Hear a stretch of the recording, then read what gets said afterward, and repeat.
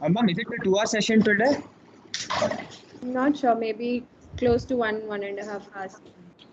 Okay, ma'am. Because we have a meeting later, so Around at what time? yeah, 10:15, 10:30 max. Okay, so Yeah. I'll finish with that. Sure, ma'am. Sure. Thank you, ma'am. So last time we saw kinetic theory, some basics of kinetic theory. So we had particle distribution functions and their equilibrium. So distribution functions were function of position, velocity and time. Velocity is molecular velocity, right? So the independent variables at the kinetic level were three, like position, molecular velocity and time. So unlike the continuum level where we have only position and time, at the kinetic level we have an additional variable.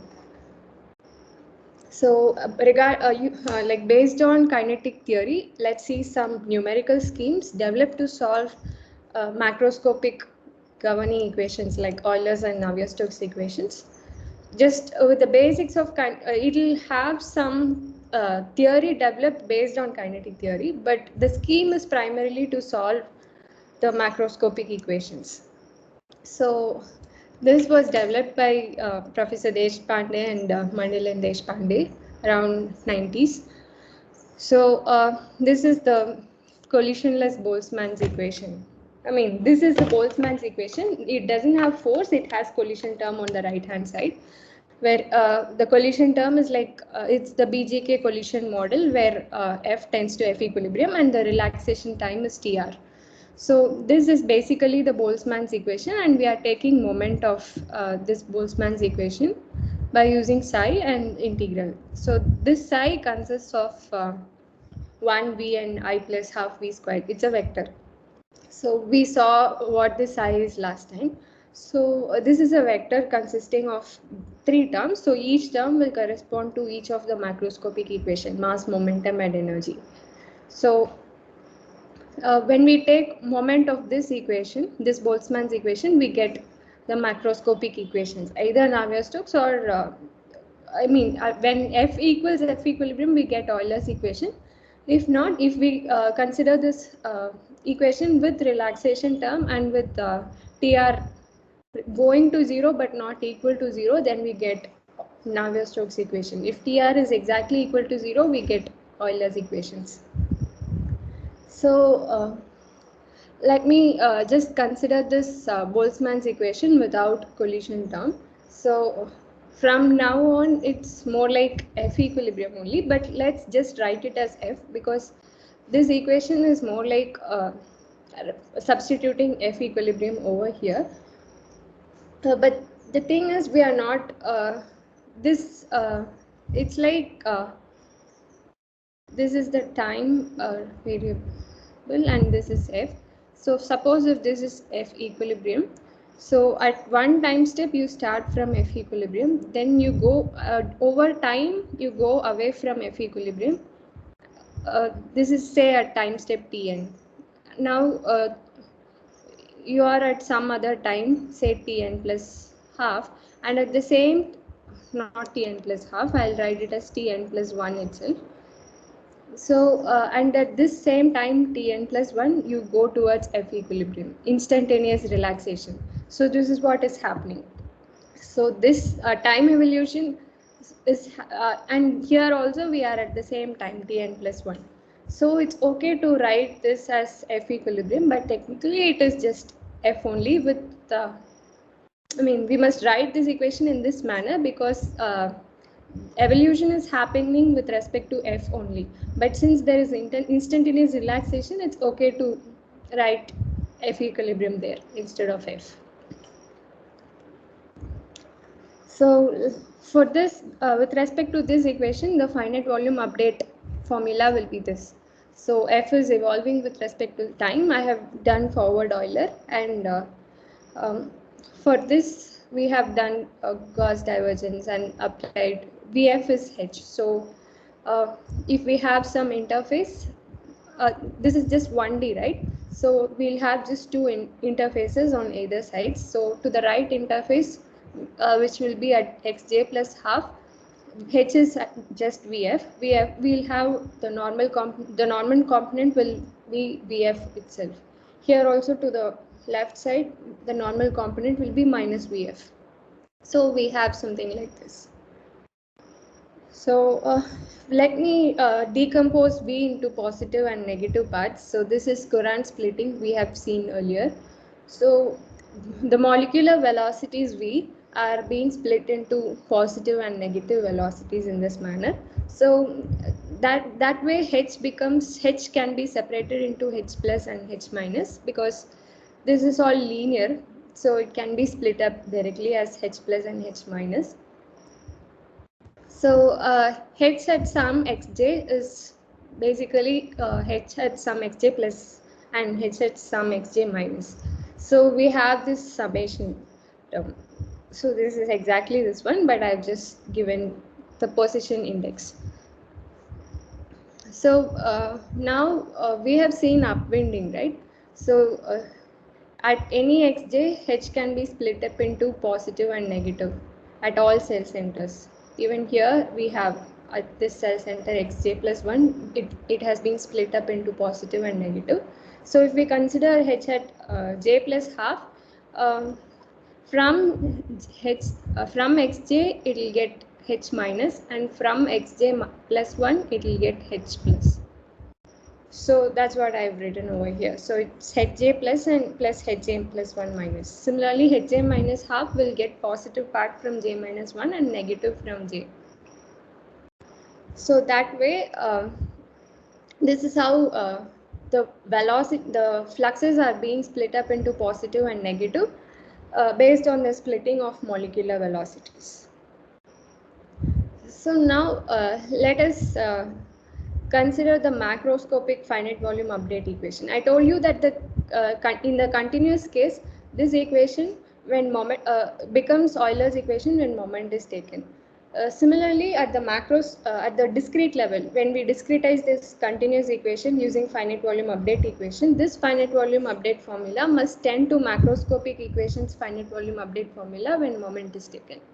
So that is evident, right? For this update equation, when moment is taken, we get this macroscopic update equation, because things are all linear here, and psi when multiplied with f bar j at n plus 1, it gives u bar j at n plus 1, and so on. So it happens for all the components individually, and we get the macroscopic update equation.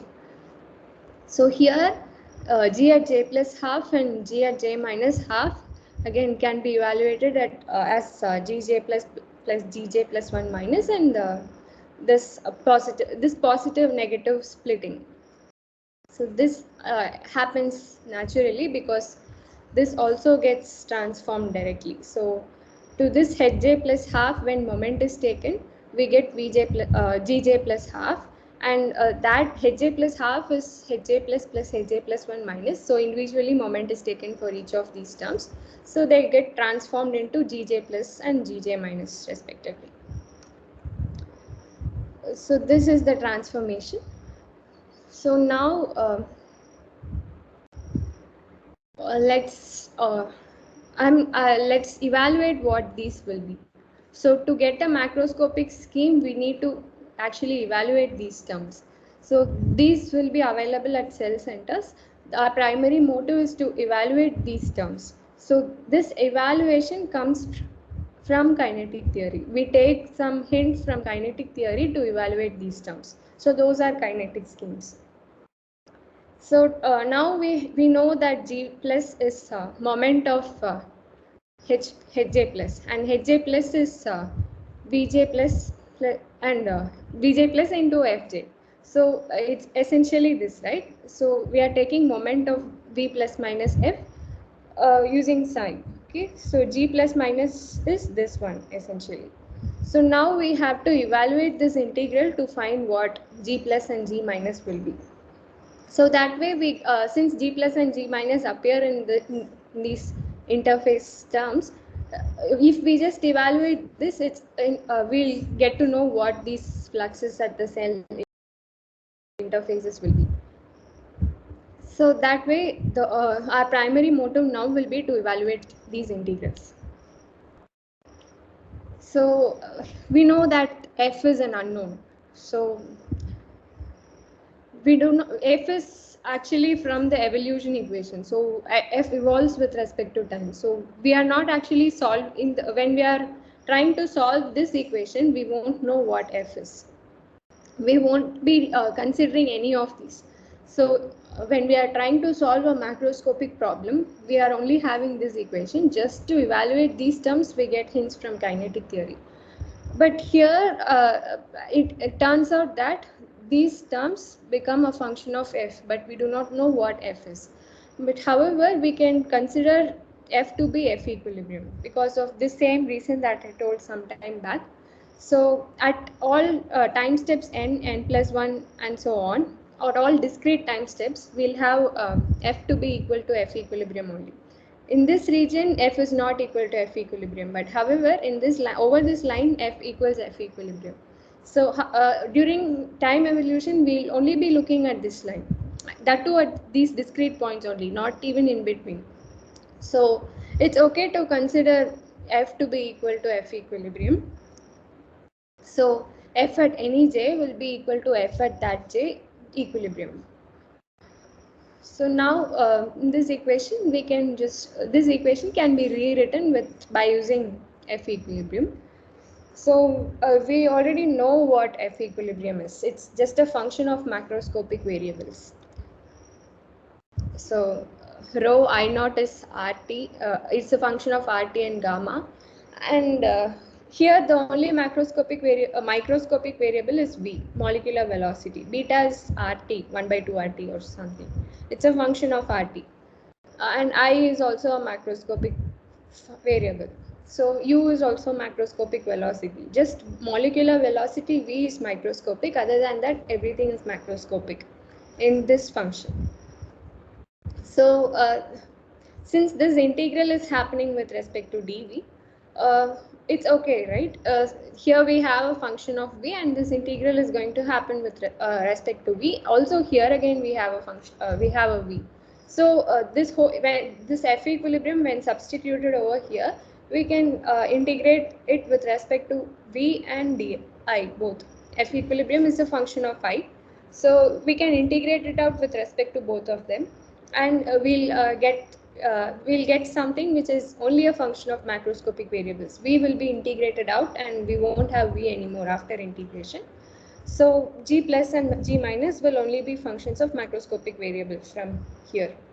So basically, when we try to solve this equation, everything will be macroscopic. Even though we have taken some hints from kinetic theory, we have evaluated gj plus half and gj minus half in such a way that they are macroscopic. So that is the point. So that way this thing becomes a macroscopic scheme. It's a macroscopic kinetic scheme. So let us now see how to evaluate these integrals. So before that, let us see some basic forms of integrals which we may already be aware of. So this beta into v minus u root beta into v minus u can be written as w, and this becomes e power minus w squared. So essentially these are just macroscopic variables, right? So they can be taken out. This integral has nothing to do with these variables. So we are only going to integrate this, and with respect to di we will be integrating this. So let us now see how this dv integral is being evaluated. So since this term can be written as e power minus w squared, it's okay. And we have some v coming up, and inside psi also we have some v. Psi is basically 1 v vector and I plus half v squared, half v dot v essentially. So if we want to split it up further for multi dimensions like v1, v2, v3, we can write it this way just for the sake of ease. So this is I. So it has some v's coming up. So we are essentially multiplying this e power minus v squared some v with some v power n, right? So let us see, and this v power n can be converted into w power n through this transformation, because all other variables here, root beta and u, are macroscopic, so they can be taken out, and we'll only be having some v power w power n terms. It may have some w power n minus 1 such terms. The combinations of v into u will be coming up. So we may have other small or lesser order terms as well. So that is okay. So now what we have to do is we only have to evaluate integrals of this form. Wn into e power minus w squared. If we know what the value of these integrals will be, it will be helpful for us to evaluate these g plus and g minus. So for any n, this is just a general thing. So let us see what will happen here. So for Jn plus, so this whole thing Jn can be split up into Jn plus and Jn minus, where Jn plus runs from 0 to infinity and Jn minus runs from minus infinity to 0. So because we have these v plus and v minus terms. They are sometimes positive and sometimes negative. So suppose if we want to evaluate only v plus, we can convert this minus infinity to infinity integral as 0 to infinity. And we can keep it just as v instead of v plus. And suppose if we want to have v minus, we can keep v here and take this integral limit as minus infinity to 0. So that will be convenient for us. So that is why we are splitting things like this to evaluate the form of those integrals. So that way J naught will be root pi. When n is 0, we'll have this integral will give us root pi, and J naught plus will be root pi by 2 and J naught minus will be root pi by 2. Similarly, J1 will be 0 and J1 plus will be 1 by 2 and J1 minus will be minus 1 by 2. So either things add up or see, like in J naught, root pi has been split up equally between positive and negative components. That is, between J naught, for J naught plus it's root pi by 2 and for J naught minus it's root pi by 2. Similarly, everywhere it's being split up equally. Sometimes it's symmetric and sometimes it's anti-symmetric. So these are the evaluations, so it's well known. So let's now substitute those over here. So I'll be showing only the first thing, only G1 plus. So G is a vector, right? Basically, Euler's it's a vector in Euler's flux vector in the Euler's equation. So for 1D we'll have 3 components. For 2D we'll have just 2 components, these and this one, and for 3D we'll have 3 components. So integration of everything with F equilibrium and some terms here over as well. So that is what is G plus and minus. So I'll be showing just G1 plus, that is the flux of mass conservation equation, that the positive part. So that is given by V plus into F equilibrium dV. So because this psi is 1 for the first component, we just have a 1 over here. So this integral has to be evaluated now. So since V is positive, we make it V and take this integral from 0 to infinity. So now substituting F equilibrium, we have this, and the macroscopic terms are taken out and the integral has been split up into 2. So this evaluation of this thing is just I naught itself, and we have to only evaluate this thing. So essentially changing the variables from V to W, upon transformation we get such an integral. So now we can take this u out. This integral can be split up into 2 integrals essentially. And before that, it has been split up into 2 integrals from minus u root beta to 0 and 0 to infinity. And let us consider this we know error function is given by this one. So essentially our integrals will be these. Oh, sorry, the evaluations will lead us to this form, and that way G plus is, so G1 plus can be evaluated by, you know, using these integrals. We know how these things can be evaluated. So this is to evaluate this we use error function, and to evaluate this we can use the previous form. So this can be split up into w by root beta integral, sorry,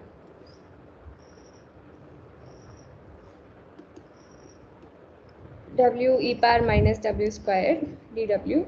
So here we'll have to substitute j1 plus, use j1 plus, this is like j1 plus, and for the second part you'll have to use j naught.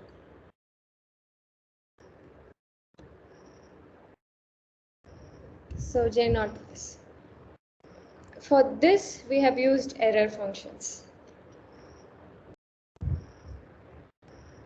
So that way this integral can be evaluated. So I have given a general form for all the components, that is G consists of fluxes of all three equations, right? This is for 1D Euler's equation. So we have just I showed how to evaluate this for the first component G plus alone. Similarly, you can evaluate for G minus as well. G1 plus, and G1 plus is what is shown now. So similarly, you can evaluate G1 minus. Similarly for the other two, G2 plus, G2 minus, and G3 plus, G3 minus. So the final, the after evaluation, the vector obtained is shown over here. Both G plus and G minus is constituted here, and the definitions for A and B are given over here. So this is how we obtain macroscopic scheme just with hints from kinetic theory. So this is known as kinetic flux vector splitting method. So essentially this equation will be solved, and just to evaluate these things can be split up into positive and negative things, and these positive negative stuff can be evaluated through this integration process. So we have some observations on this. So one thing is like we call this flux vector splitting method because we have split the flux vector G into positive and negative fluxes. So at the macroscopic level, we do flux vector splitting based on molecular velocity. Okay. Eigenvalues and eigenvalues are functions of molecular velocities and wave speeds. So we at the macroscopic level, this is how it's done. Flux vector splitting is done based on the eigenvalues, lambdas, and these are functions of u and a. So it's u minus a, u and u plus a for Euler's equations. So based on these values, we do flux vector splitting based on their positivity or negativity. But what is being done here is based on molecular velocity v. V is essentially split up into positive and negative stuff, and therefore the microscopic fluxes are split up, and that transformed into splitting of macroscopic fluxes. So is this really macroscopic flux vector splitting? So because the molecular velocities need not be aligned with macroscopic variables like macroscopic velocities and sound speeds. So essentially at the macroscopic scale, if the velocity is driven in the positive direction, there will be lot of molecules going in the positive direction, but there will be some molecules that go in the negative direction as well. The cumulative of the sum of all these molecular velocities transforms into this macroscopic velocity u. So that doesn't mean that all molecular velocities will be aligned in the direction of macroscopic velocity. So the upwinding that we do at the kinetic level does not necessarily transform into an upwinding at the macroscopic level, but since this since integration is taken with respect to V of this component, so the downwind contributions at the macroscopic level turn out to be exponentially small. Although there are downwind contributions, they become exponentially small. Downwind contributions in the sense that some molecular velocities that go in the opposite direction of the macroscopic velocity. So they tend to be small. So and these flux vector splitting schemes are more robust and they don't violate entropy conditions. We know that Rho scheme, which is a low diffusive scheme, and that is a flux difference splitting scheme. So that is not as robust as flux vector splitting schemes, although that gives that has exact steady shock capturing error. So that is low diffusive. However, it violates entropy conditions. But flux vector splitting schemes are not low diffusive; they are high diffusive. Uh, they do not capture shocks exactly, but they are robust and they don't violate entropy conditions. These are two sides. Like with one advantage, one set of advantages, you have some other set of disadvantages, and there are other schemes that have that transform the disadvantages of one scheme into advantages, but the advantages of that scheme that they were seeing becomes disadvantages in their scheme. So when you have one set, you lose the other set. Basically, robustness and entropy conditions come on one side,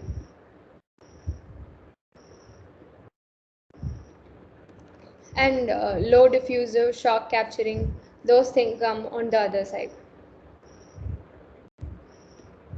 So now currently it's more like if you have one, you don't have the other.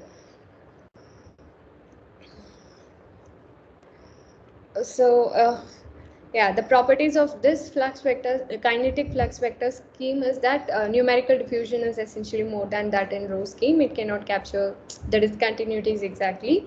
And the one advantage is that this is not dependent on eigenstructure. So because a Rho scheme is highly dependent on eigenstructure. So you you evaluate the eigenvalues, and based on the eigenvalues, the flux difference splitting is being done. So here we did not evaluate eigenvalues and eigenvectors for anything.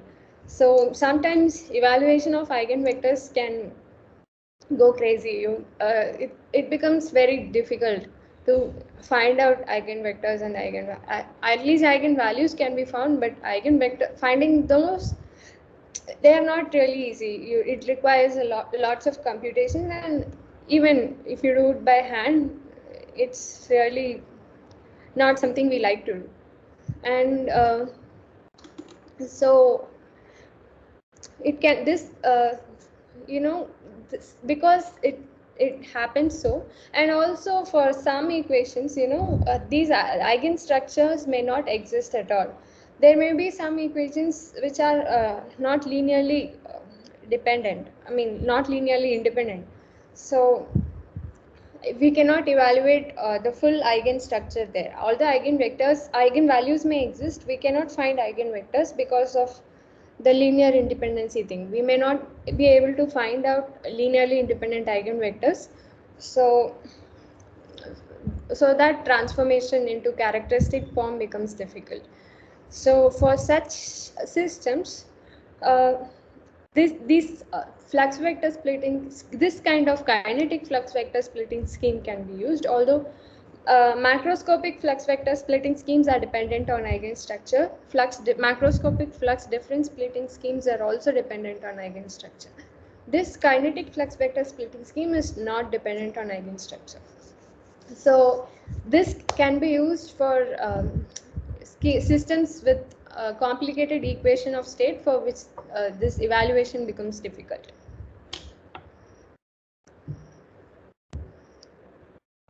So this is kinetic flux vector splitting. So any doubts here? No, ma'am. But is there like a comparison between macroscopic and kinetic flux vector splitting? Like, is it that kinetic flux vector splitting gives more accurate results, or? No, it does have more. It is actually more diffusive than row scheme. Uh, since just because it has basics from kinetic theory does not necessarily mean that the results will be more accurate. So it has flux vector splitting. So for to develop low diffusive schemes, we'll have to satisfy a lot of things. I mean, development of low diffusive schemes is not really an easy thing. So row scheme is low diffusive thing. In macroscopic itself, there are flux vector splitting schemes and flux difference splitting schemes. These are quite more diffusive than flux difference splitting schemes. So diffusivity and accuracy like goes hand in hand. If you have something that is more diffusive, then your accuracy is always down. You'll have more error when there is more diffusion, but diffusion will go with stability. When you, uh, although this kinetic flux vector splitting scheme has basics from kinetic theory, it is still a flux vector splitting scheme that has more diffusion. So accuracy will be less compared to row scheme and all. But compared to macroscopic flux vector splitting schemes, it's more similar to those things, but it's easy to handle from this kinetic flux vector splitting point of view. Yes, ma'am. Yeah. Got it. Okay. Any other doubts? No, ma'am. Okay. Fine. So let us see relaxation schemes. Okay. So the relaxation schemes are first introduced by Jinan-Shin in 95. So, I'm considering a simple scalar conservation law over here. So we have u as the conserved variable and g of u is any flux which includes nonlinear fluxes as well. It's any flux. So this is a scalar conservation law. Now consider this system, which is dou u by dou t plus dou v by dou x equals 0 and dou v by dou t plus lambda square dou u by dou x is minus 1 over epsilon into v minus g of u. So here we put some other conditions like epsilon is a positive parameter and lambda squared is a constant too. So uh, as epsilon approaches 0, you see what happens. This 2b can also be written in this way. So as epsilon approaches 0, essentially your LHS will approach to 0. So this also must approach to 0. So your v approaches to g of u essentially. So if you do that in the first equation, so this v approaches to g of u. So this when approaching to g of u becomes the first equation that we had. So essentially this system of equations is a replicates this system of this equation at the relaxation limit epsilon going to 0.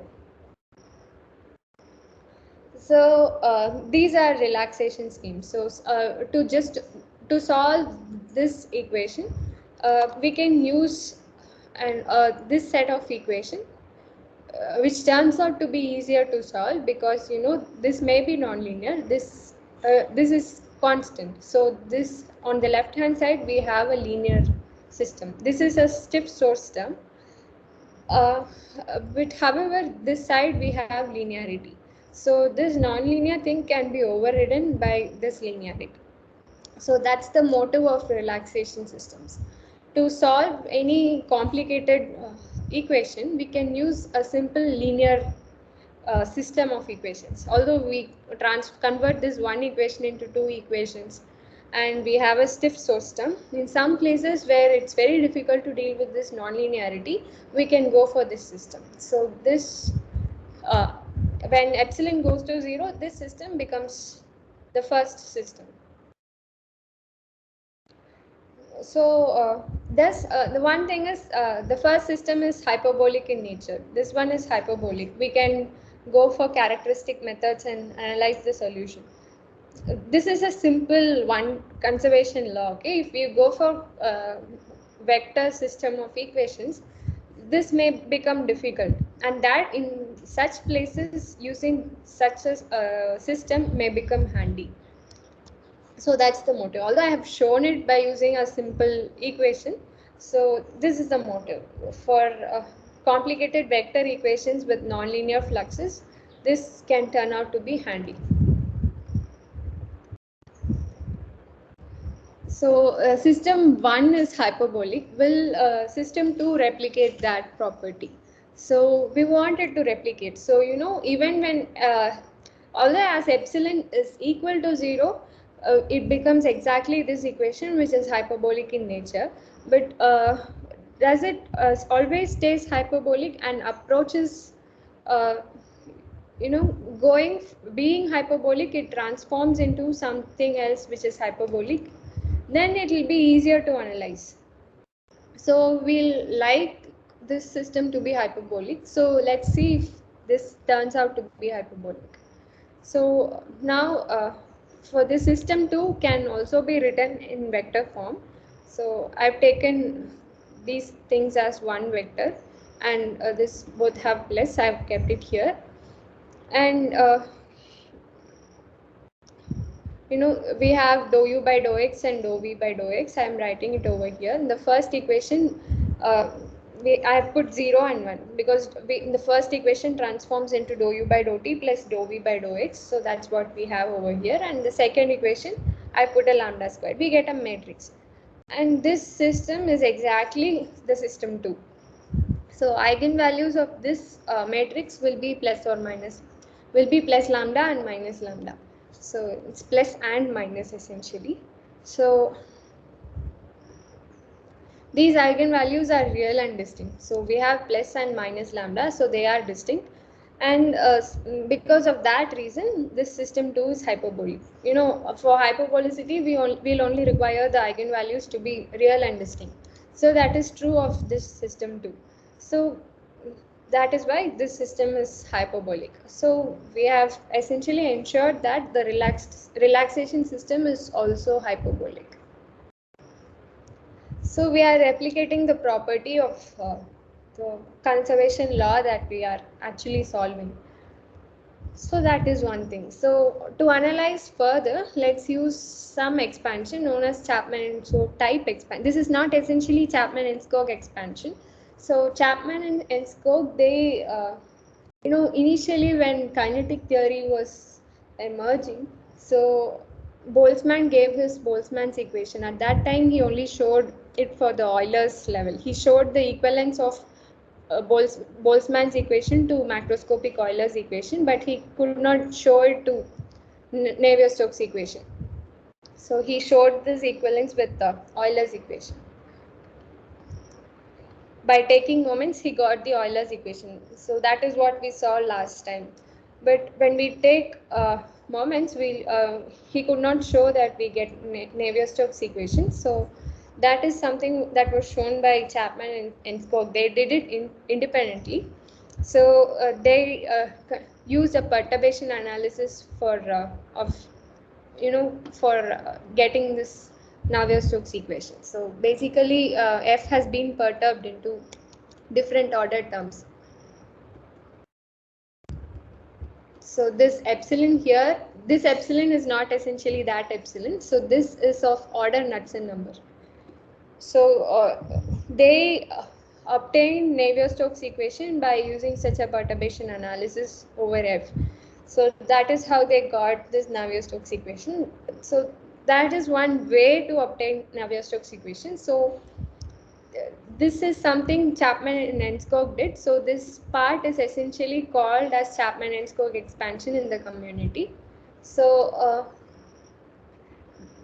this is not something that Chapman and Enskog did, but this essentially looks like their expansion. So it's called as Chapman-Enskog type expansion. Okay. So this is the system 2 that we had. So this is the first 2a and 2b. So now from 2b we get this equation. So, and we can say that V equals G of U plus order epsilon. So this epsilon is this epsilon, okay? So fine.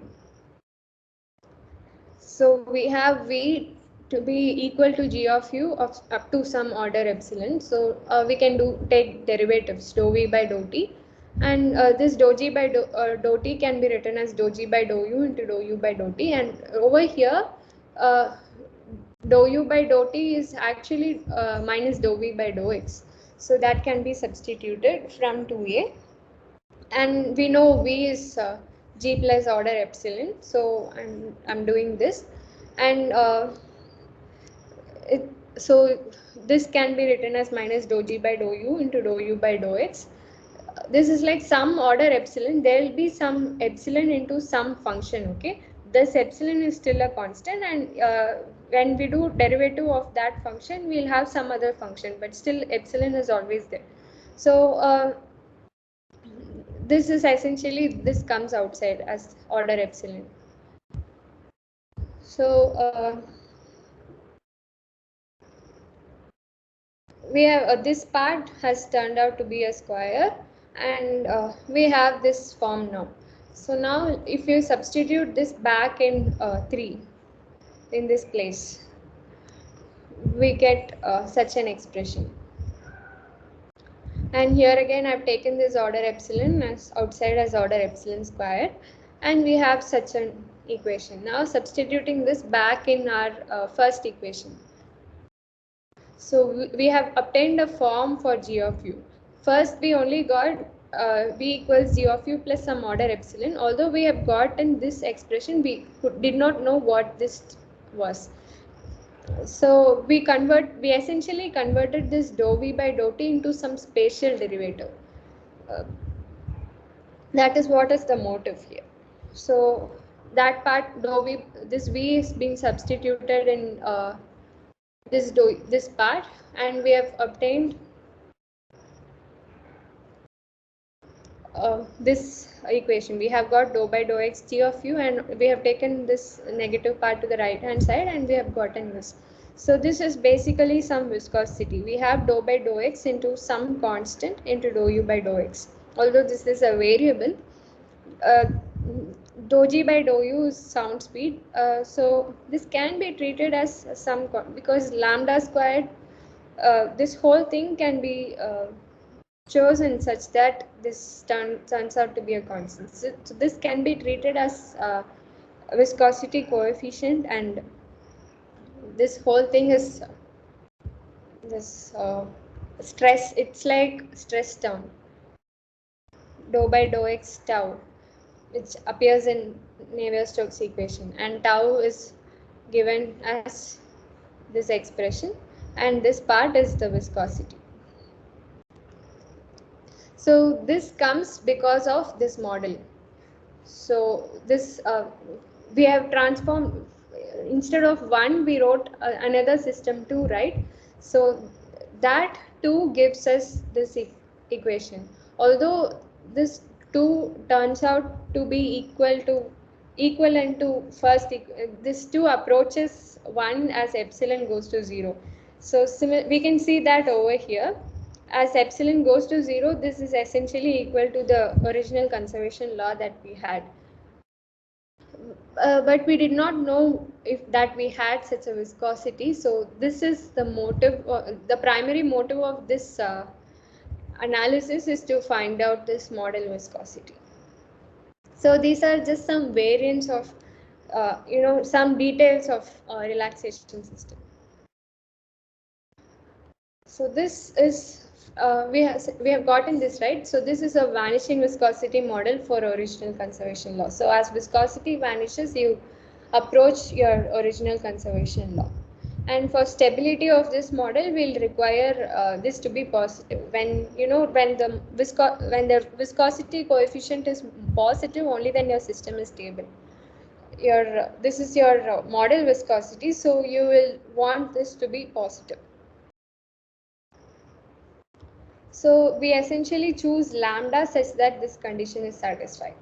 you know, we had lambda in this equation itself, but we did not say what this lambda will be. We just told that it's some constant. Now that constant will be determined using this condition. So, and this condition is also known as subcharacteristic condition because it relates the characteristic speeds of two different systems. Like one is the model. Lambda is the characteristic speed of your model, that is the system 2, and dou g by dou u is the characteristic speed of your conservation law. So your conservation law can be written as dou u by dou t plus dou g by dou u into dou u by dou x, right? So this is your speed. The characteristics will have this slope governed, the slope of the characteristics will be governed by dou g by dou u, right? So this is essentially your speed here.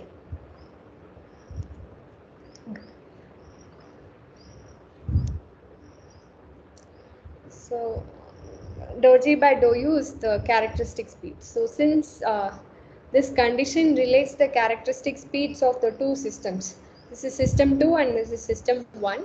So this is known as subcharacteristic condition.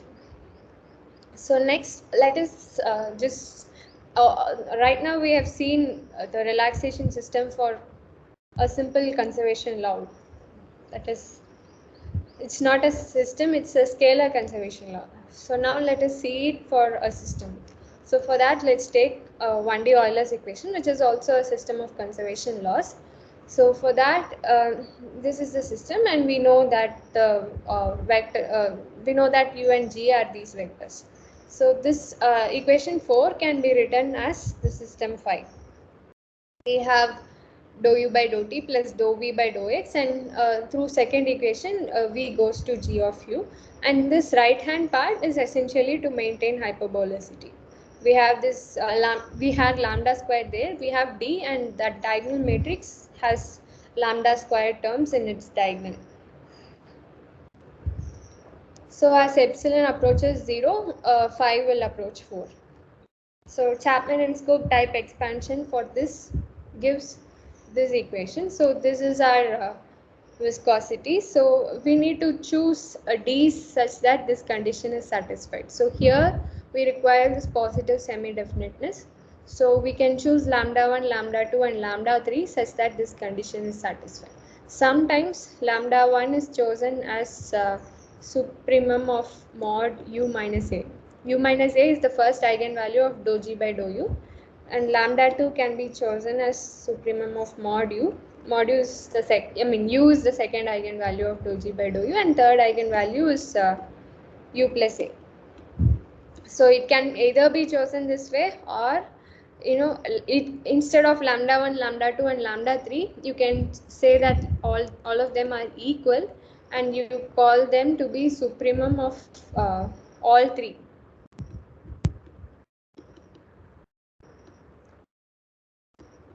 Here by supremum I mean supremum over some j.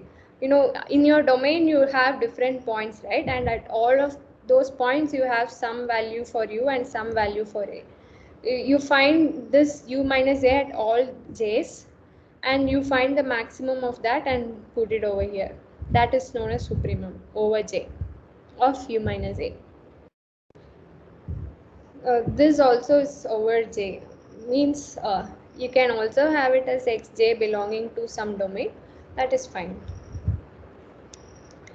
So lambdas can be chosen such that your matrix turns out to be positive semi-definite. So that is the one condition. So this way we construct a relaxation system for Euler's equations. So this is another interpretation of a relaxation system. So we can interpret a relaxation system as the characteristic formulation. So this was given by Natalini in 1998. So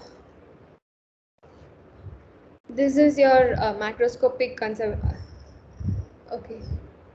Yeah, you let me know, right? When you want, when you want to go, you stop me, okay? If I just keep Yes, going. ma'am. I think we can finish this note itself, the whole thing maybe. Yeah. Okay. Yeah. Okay. So this is your conservation law, scalar conservation law, the system 1, and your system 2 is this one. So as epsilon approaches 0, your system 2 goes to system 1.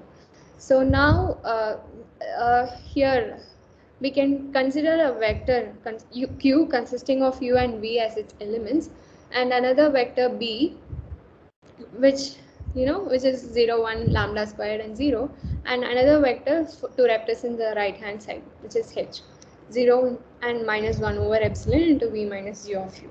So in this notation, your system 2 becomes just this simple equation. So dou t of q is uv, this equation, these like elements, plus b into dou q by dou x equals h. So essentially your system 2 is converted into this thing. So this is basically a coupled system. So if you see for a decoupled system, one single equation will have just one variable. So in this one equation you have two variables, u and v.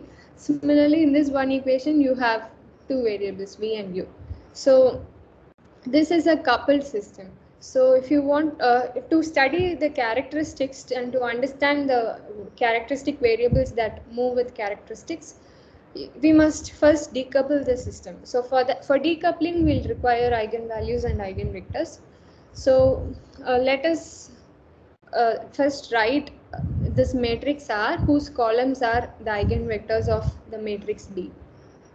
So R1 is the first eigenvector of B and R2 is the second eigenvector of B. There's no proper arrangement for R1 and R2 also. You can just interchange them anyways. So R1 is the eigenvector associated with minus lambda and R2 is the eigenvector associated with lambda. So suppose if you write lambda and minus lambda over here, these will be interchanged as well. So this is the matrix R consisting of eigenvectors as its columns, and since these eigenvectors are linearly independent, R inverse exists, and that is this matrix. And lambda is this one. So because of this reason, B can be we have this decomposition. So B can be decomposed into R lambda into R inverse, and similarly lambda can be written as R inverse BR. So in here B can be written as R lambda R inverse. So that's what I'm doing over here. So we have dou q by dou t plus B into dou q by dou x equals h. So to this equation I'm left multiplying by R inverse. So we now have this. So because of this left multiplication we have this equation where f is R inverse q. So essentially upon decoupling our system 2, we have obtained this equation 7, where f is this equation 7 is this one in an expanded form. I've just this is a vector notation, then here I have just written it in a more expanded form with all the components. So this is f1 and this is f2, this whole thing is f vector, and this is our matrix capital lambda, and this is our f vector, and this is the R inverse h vector. So this is a decoupled system. So if you notice in the first equation, it has f1 as the variable, and this also has f1 as the variable, and this has something. Okay, on the left hand side we only have f1. So with wave speed minus lambda, f1 travels, and with wave speed plus lambda, f2 travels. So that is it.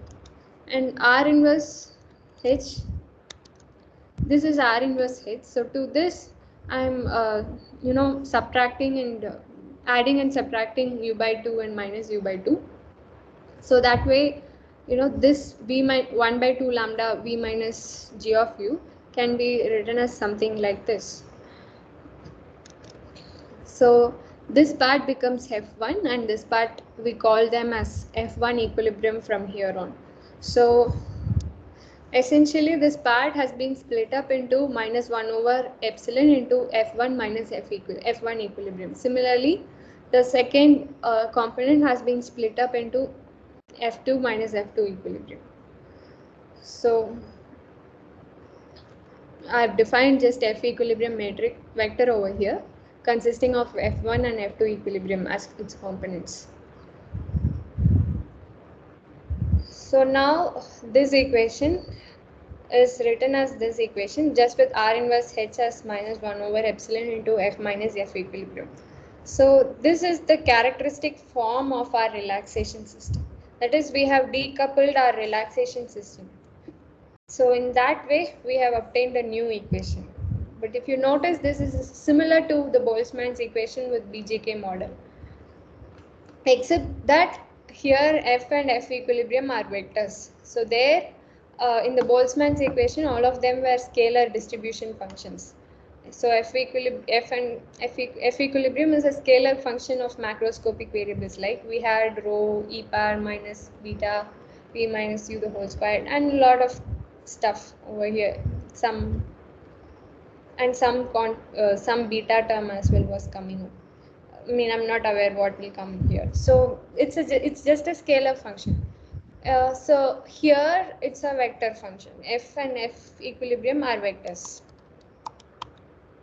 And lambda consists of lambda is a matrix consisting of finite number of velocities minus lambda and lambda. So the Boltzmann's equation that we saw earlier was this.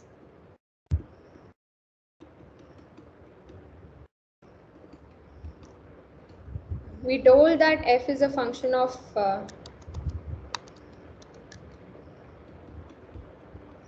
x, v and t, and we had another term, force term coming up, and we neglected it. So here v is a variable, so it's a molecular velocity, and it's v belongs to r essentially. So it runs from minus infinity to infinity. It can take any value from here. So v is such a variable.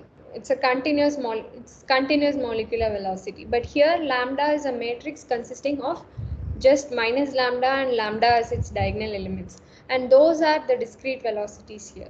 They are just finite number of velocities. So here in the continuous Boltzmann case, we had v going from minus infinity to infinity, and here the lambda takes a velocity is fixed, and it has only discrete number for different systems. So this is known as the discrete velocity Boltzmann's equation. So where we have discretized the velocity, but the position in the continuous Boltzmann case, it's like f is a function of all three variables, but in the discrete Boltzmann's case, f is a function of only x and t, but not velocity. Velocity is fixed, and they are just constants, and they are only few number of velocities. So that is the difference between continuous case and discrete case. So the interpretation is this one. Characteristic form of relaxation system can be interpreted as discrete velocity Boltzmann's equation with BGK model. So decoupled form of our relaxation system gives us this.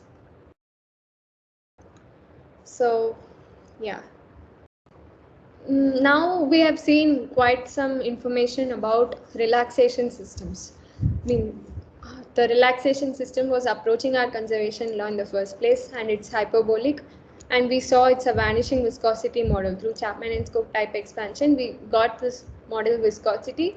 So through that, we saw that the relaxation system is a vanishing viscosity model for conservation law. And then we also interpreted our relaxation system as discrete velocity Boltzmann's equation. That is, the characteristic form of relaxation system is our discrete velocity Boltzmann's equation. So these are some interpretations of relaxation system. So now, using this system 2, let us construct a numerical scheme, a scheme based on this relaxation system to solve this equation.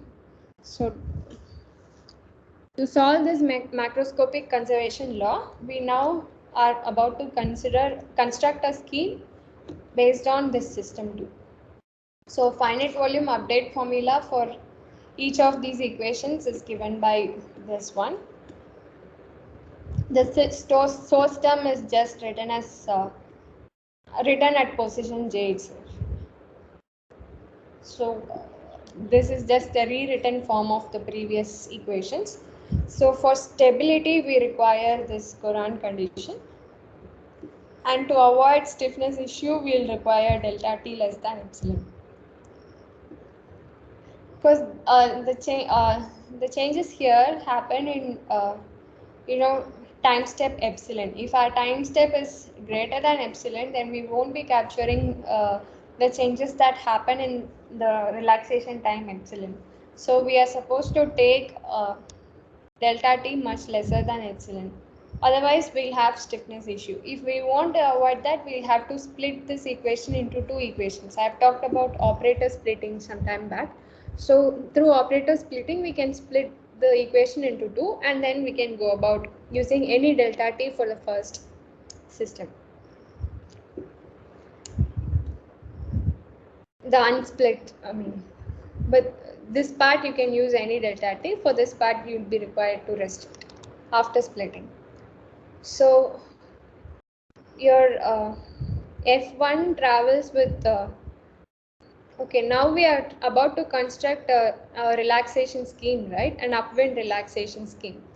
So this is at j minus half, and this is just consider a finite volume 1D domain.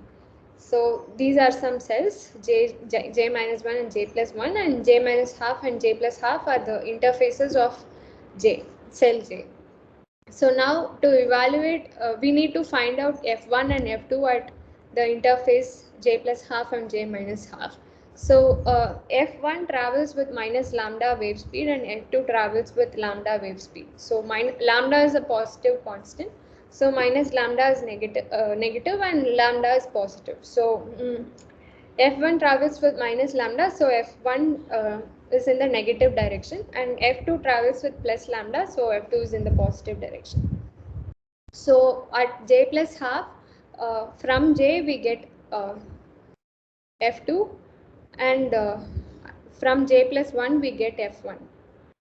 And similarly at j minus half, from j minus 1 we get F2, and from j we get F1. So F1 at j plus half is evaluated as F1 at j plus 1, and F1 at j minus half is evaluated as F1 at j. Similarly, F2. Okay. Now we know what F1 is in terms of the system. F1 is half u minus 1 by 2 lambda v. So substituting that over here, this equation becomes this one, and this equation becomes this one. So now we can solve these two and get an expression for uj plus half and vj plus half. So which is this. Similarly, using these two, we can get expressions for uj minus half and vj minus half.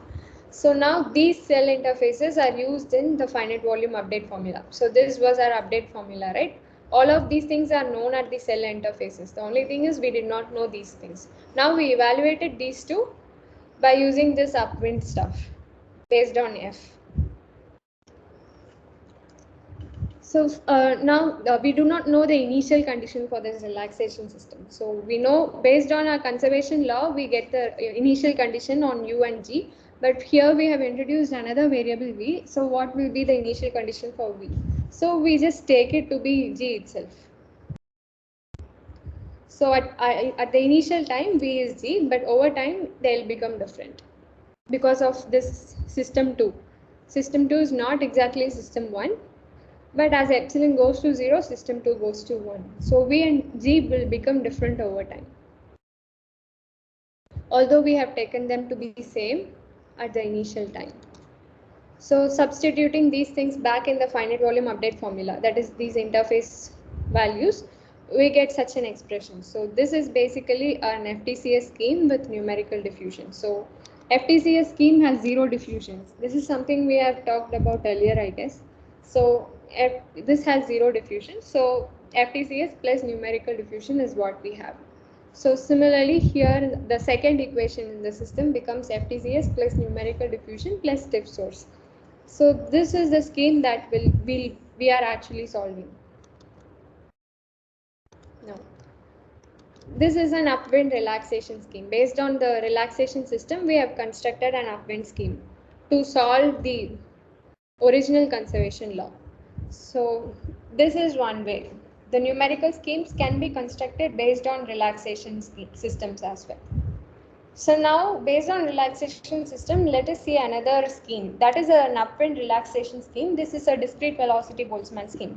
So I told that the characteristic formulation of relaxation scheme gives a discrete velocity Boltzmann equation. So based on this equation also we can construct a numerical scheme. So now just taking instantaneous relaxation, F becomes F equilibrium, we get this equation. Okay, this essentially constitutes two equations. Okay, lambda is a matrix consisting of minus lambda and lambda. This constitutes these two equations. So now we can take define moments. In the continuous case, we defined psi dv, something. This was our definition for moment.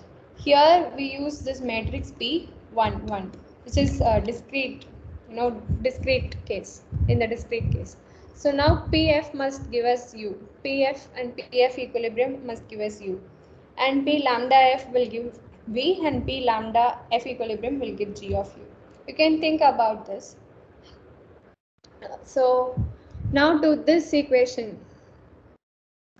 if we left multiply P, we basically get our conservation law up to order epsilon. So this is something that we get. P into F becomes U. So P dou F by dou T becomes dou U by dou T, and P lambda dou F by dou X becomes dou V by dou X, and dou V by dou X is dou G by dou X plus order epsilon. So that is what is this equation. So this equation becomes this equation essentially when moment is taken. So we can construct a numerical scheme based on this equation as well to solve this equation. So each of these equations are being split up into being written in finite volume form. This is a continuous equation. An update formula for that will be this one, and an update formula for this is this one. So these are the terms that need to be evaluated based on upwinding. So this is something that is based on upwinding. So lambda F1 at J plus, we have the same from what we saw over here. Based on the same concept, we do an upwinding over here. We evaluate J plus half based on the values at J and J plus 1, and we evaluate J minus half values based on the values at J and J minus 1. So this way we can evaluate these cell interface terms based on upwinding. So this is known as a discrete velocity Boltzmann scheme. So if we do such a, this numerical scheme can be solved, and first we can solve this equation, and then we can take moment to find U and G at one time step, and we can proceed with the next time step. You see, F equilibrium is basically a function of macroscopic variables U and G. So in the first time step, you initiate by using macroscopic variables U and G, we know we can evaluate F equilibrium. We can say F equals F equilibrium at the initial time step, and then go about using these equations and find F at the next time step, say 1. This may be at F0. Now these can be taken when moments are taken. This gives U, and using U we can find G. We know the form of G. G is a function of U, so using U you can find G. And now now we have both of these. Go to the next and also evaluate F equilibrium at this level at the next time step using these U and G, and then go to the next time step. Use this update formula to evaluate the next F. So this is how you go. So this is a discrete velocity Boltzmann scheme. So over time you get to, at the last time step also you will have U and G with you. So that will be your solution for the macroscopic conservation law. So this is a discrete velocity Boltzmann scheme. So that is an upwind relaxation. So based on the relaxation system itself, we have constructed two different numerical schemes. One is upwind relaxation scheme. So relaxation scheme 2 itself has been discretized and an upwinding has been done to get a numerical scheme in the first case, and in the second case the characteristic form of relaxation system is used to construct an upwind scheme. So this is the discrete velocity Boltzmann scheme. So these are the variants. So any doubts here? No, ma'am. Okay. We'll once go through this again. Yeah. Fine. So we'll stop here. Yeah. Okay, ma'am. Thank you, ma'am. Yeah. Bye. Okay. Mm.